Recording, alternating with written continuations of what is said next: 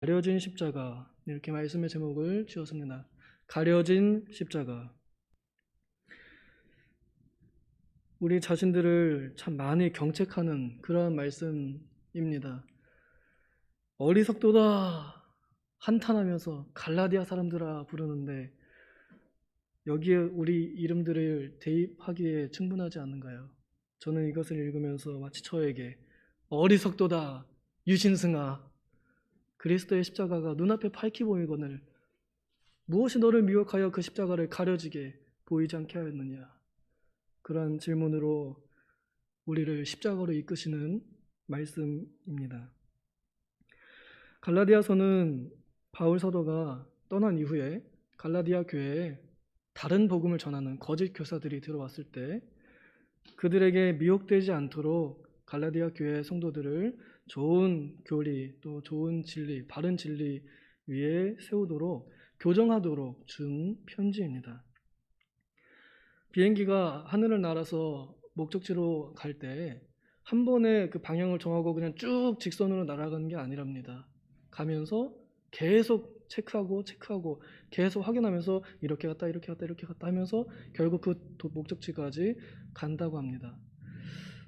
마치 우리의 인생이 올바른 방향을 잡고 올바른 길로 가야 한다면 그렇게 자기 자신을 확인하고 돌아보는 시간이 있어야만 바른 길을 갈 수 있습니다. 내가 어느 한 곳을 바른 길이다라고 딱 정해놓고 그것만을 맹신해서 그냥 무조건 간다 이러면은 나중에 돌아보고는 아주 크게 구부러진 길로 왔을지도 모르겠습니다. 그런데 그 중간중간마다 계속 내가 바라보고 있는 이곳이 진짜 맞는 방향인가 스스로 돌아보고 그 방향을 조금씩 조정하다 보면은 그러면 우리는 제대로 된 목적지에 도착하고 올바른 방향으로 길을 걸어갈 수 있을 것입니다. 오늘 우리에게 들려진 이 말씀이 마치 그러한 교정하는 우리의 길을 방향을 잡아주는 그러한 말씀으로 받아들이기에 충분합니다. 바울 사도가 참으로 하나님 앞에서 얼마나 충성되이 살았고 또 무엇이 가장 중요한지 그것을 분간하면서 참 애쓰면서 살았음을 우리가 성경을 보면 이해할 수 있습니다. 오늘 그의 삶의 이 고백, 그러면서도 또 그 고백을 함께 나누는, 그 고충을 함께 나누는 그러한 말씀으로 우리가 이렇게 받아들일 수 있겠습니다. 우리에게 어리석도다 이렇게 말한다면 과연 우리는 이 말씀에 대하여 당신이 뭔데 나를 어리석다 말합니까? 이렇게 하지 않나요? 어떤 권사님이 와가지고 아이고 너는 왜 이렇게 미련하냐? 라고 이렇게 말한다면요 당장에 싸움 납니다. 혹시 교역자라 해도 목사님이라 해도 아유 권사님 왜 이렇게 어리석습니까? 이런 한마디만 해도 어떻게 돼요 우리? 우리 완전히 뒤집어지죠. 지금 목사님 왜 나를 무시했네? 나는 권사직이나 되는데 왜 나를 그렇게 무시하는가? 본인은 또 얼마나 똑똑하다고 나한테 그렇게 나를 어리석다고 말하는가? 우리는 이렇게 반문하면서 오히려 싸움을 하게 될지 모르겠습니다. 참으로 겸손한 사람들, 그리고 그리스도의 십자가를 지는 사람들, 그 십자가의 은혜를 아는 사람들은 어리석도다라고 책망할 때 그 책망을 듣습니다. 그래서 그 십자가가 나에게 어떠한 의미인지 더 찾습니다. 나는 지금 완벽하다. 나는 지금 십자가가 충분하다. 이렇게 자만하는 사람들은 오히려 어리석은 사람들입니다. 오늘도 그 십자가가 나에게 힘이 되었는가? 그 십자가가 오늘도 나에게 생명이 되었는가? 이것을 돌아보고 내가 그 십자가 앞에서 어리석게 행하지 않았는가? 그 십자가와 거리를 멀리 두고 생활하진 않았는가? 누가 나에게 너는 왜 이렇게 십자가와 거리를 멀리 둔 성도로 살았느냐? 이렇게 책망하거나 혹은 권면할 때 그것을 잘 받아들이는 사람, 이런 사람들이 소망이 있습니다. 바울 사도의 눈에는 예수 그리스도의 십자가에 그리스도께서 십자가에 못 박히신 것이 눈앞에 어떻게 드러나 있다 그래요? 밝히 드러나 있다고 말합니다. 밝히 희미하지도 않고 또 뿌옇지도 않은, 딱 보면은 예수 그리스도의 십자가가 눈에 보이면 딱 이러고 있는 겁니다. 우리가 그 교회나 이런 데 가면은 십자가 그 본당에다가 막 해놓거나 걸어놓거나 또 그렇게 하잖아요. 또 어떤 천주교 같은 데는 예수님의 아예 사람 형상까지, 못 박힌 형상까지 그 형상을 만들어가지고 보여주잖아요.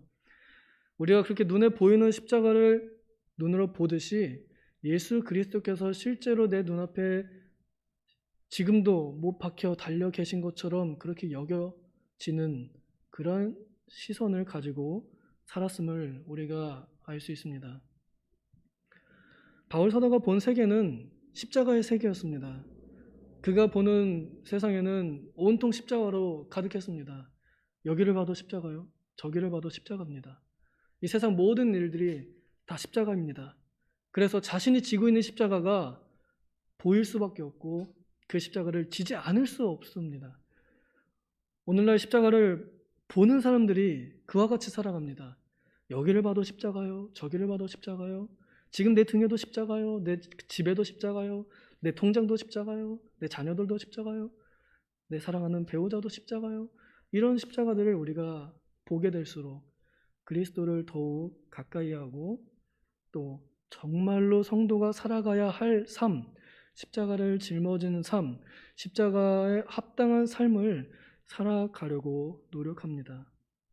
이것이 성도가 마땅히 보아야 할 것입니다. 마땅히 우리는 당연히 예수 그리스도께서 십자가에 못 박히신 것이 바로 눈앞에 보이듯이 보여야 되는데 지금 여기 갈라디아 사람들이 어때요? 못 보고 있습니다. 바울이 가르쳐주고 있을 때는 바울 사도님이 직접 가르쳐 주시고 옆에서 같이 사역하면서 보고 느끼고 체험할 때는 그리스도의 십자가로 다 같이 모여가지고 교회가 으쌰으쌰해서 교회를 지었는지도 모르겠고 전도 폭발이 되어서 밖으로 나가서 예수는 십자가에 못 박혀 죽으심으로 우리를 구원하셨다 열심히 말하다가도 바울이 떠나고 나서 그들이 흐지부지 됐을 때는 이젠 더 이상 말 못하는 벙어리들이 되고 오히려 십자가가 없는 사람들처럼 교회에 오면은 할렐루야 이러면서 교회 밖을 나가면은 쌍욕을 하고 그런 사람들과 같은 그런 모습을 오늘날 우리들도 가지고 있음을 저는 부인할 수가 없습니다. 그래서 바울이 질문하죠. 눈앞에 보이거늘 누가 너희를 꾀더냐? 무엇이 너희를 그리스도의 십자가로부터 가려지게 했느냐? 그리스도의 십자가를 무엇이 너희 앞에서 지워버렸느냐? 가리웠느냐? 지금 이 질문이 오늘 우리들에게 참 큰 경고의 말씀으로 다가옵니다. 하나님께서 이 연병의 기간을 지금껏 계속 끌고 계시고 그로 인하여 우리는 무엇이 중요한지를 분간하는 시험을 당하고 있습니다. 순간순간마다 무엇이 더 중요하지?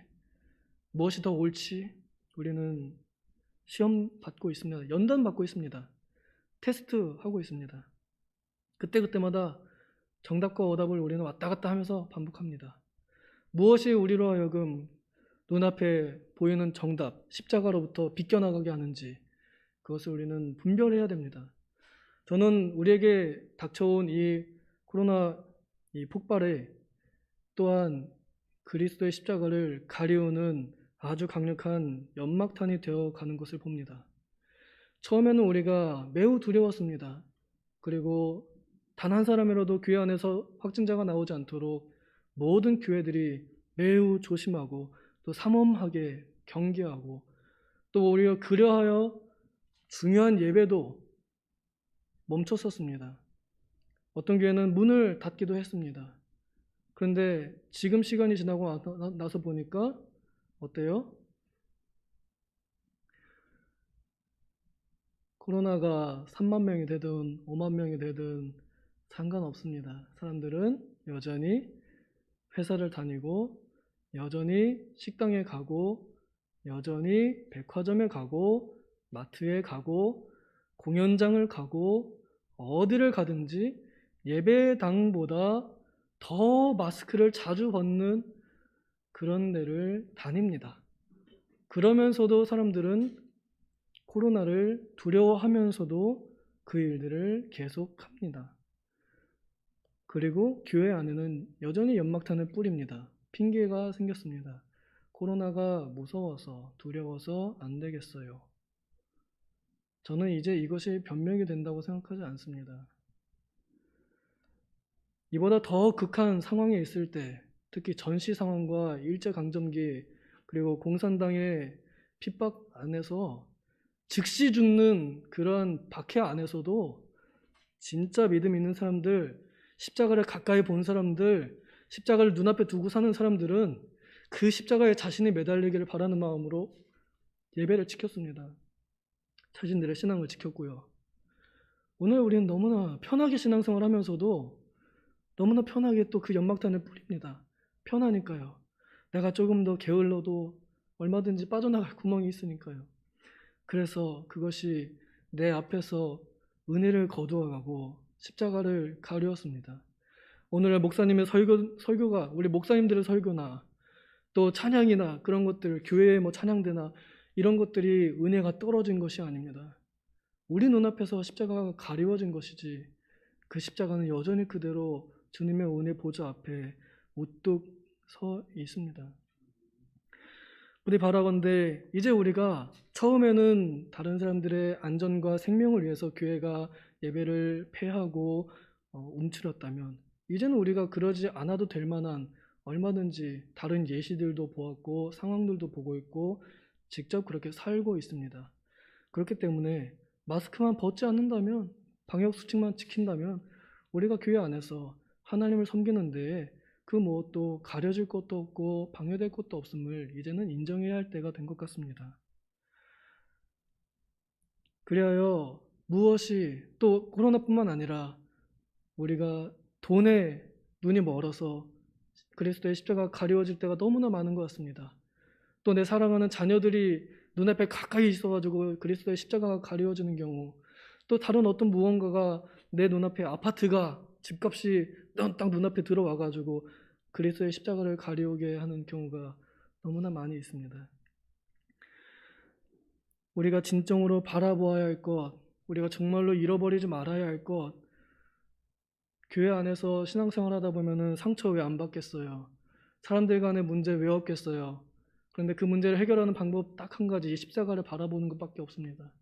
목사님께 시험에 들든지 혹은 어떤 집사님과 권사님과 다툼이 있었든지 상관없습니다. 그리스도의 십자가를 바라보면 용서하지 않을 수 없고 이해하지 않을 수 없고 받아들이지 않을 수 없고 관용하지 않을 수 없을 것입니다. 그러므로 우리가 잃어버린 것은 바로 이 십자가를 바라보는 마음이요, 십자가를 대하는 마음입니다. 다른 또 핑계 댈 수 없습니다. 이제는 내가 더 십자가를 사랑하지 못했음이 나에게 그것이 문제였고, 내가 그리스도의 은혜를 망각한 그것이 나의 문제였지 다른 사람에게 문제 있는 것도 아니요 하나님의 은혜가 떨어진 것도 아닙니다. 부디 우리가 이제 이 순간에 이 기점으로 인해서 더 이상 이 연병이나 그 어떤 어려움에도 우리 자신들의 믿음을 움츠러뜨리거나 또 뒤로 물러서는 그런 삶을 사는 것이 아니라 오히려 더 패기 있게 당당하게 십자가 앞에 두고 십자가를 표대를 삼고 더 당당하게 나아가는 정말 성도다운 사람들, 어려울 때 십자가를 향해 나아가는 사람들, 그 사람들이 진짜 성도 아니겠어요? 그런 진정한 성도들로 이 교회가 가득 차기를 바라고, 오늘날 여기 모인 모든 이 현장과 온라인에 있는 모든 기도의 대원들, 우리들이 그 십자가에 합당한 사람들로 살아가기를 힘쓰는 줄로 알고 믿습니다. 부디 제가 방금 드린 이 권면이 오늘날 우리들의 마음속에 깊이 박혀서 날마다 내 자신을, 너 지금 십자가 바라보고 있느냐? 무엇이 너를 십자가에서 가리우게 하였느냐? 늘 우리를 경책하는 말씀으로 받아들여서 우리가 십자가를 향하여 더욱 가까이 걸어가는 그런 사람들 되기를, 그런 성도들 되기를 소망합니다. 우리 잠시 기도하겠습니다.